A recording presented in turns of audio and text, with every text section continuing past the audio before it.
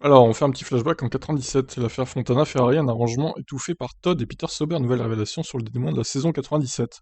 En 1997, tout le paddock de F1 retenait son souffle, qui allait être titré entre Michael Schumacher et Jacques Villeneuve. L'histoire retient de ce Grand Prix d'Europe à Jerez, donc le choc final entre la Ferrari et la Williams. Le mouvement désespéré, rageur et sans aucun doute condamnable de l'Allemand, qui, voyant que son rival allait le dépasser, tenta de l'envoyer dans le décor.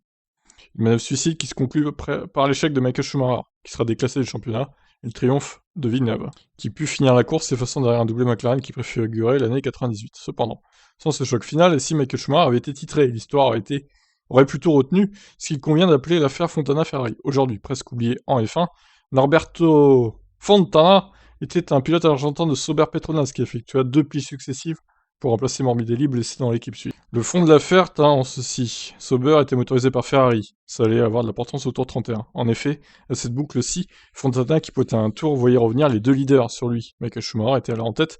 Ni une ni deux, il s'effaça extrêmement rapidement derrière le Kaiser. Mais il retient, pendant de longs virages, la Williams, offrant ainsi un cadeau de plusieurs secondes à la Ferrari. Oh là là, le scandale.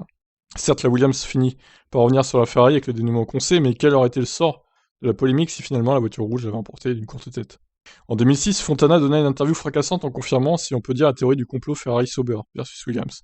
2 à 3 heures avant la course, Jean Todt est entré dans le motorhome et nous a dit que Ferrari nous ordonnait de bloquer Villeneuve si nous nous trouvions sur son chemin.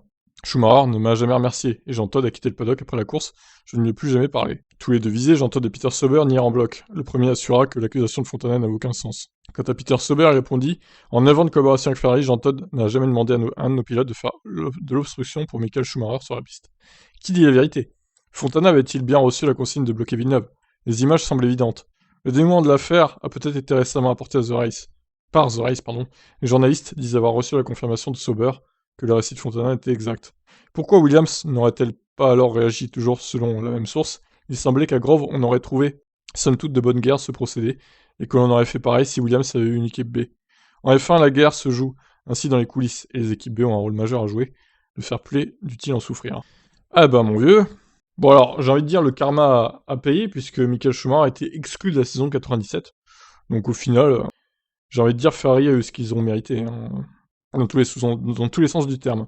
Bon, eh ben, alors, peut-être que dans 10-15 ans, on apprendra que Nicolas Latifi a été contacté par Red Bull pour s'être craché exprès, provoquer une safety car au cas où.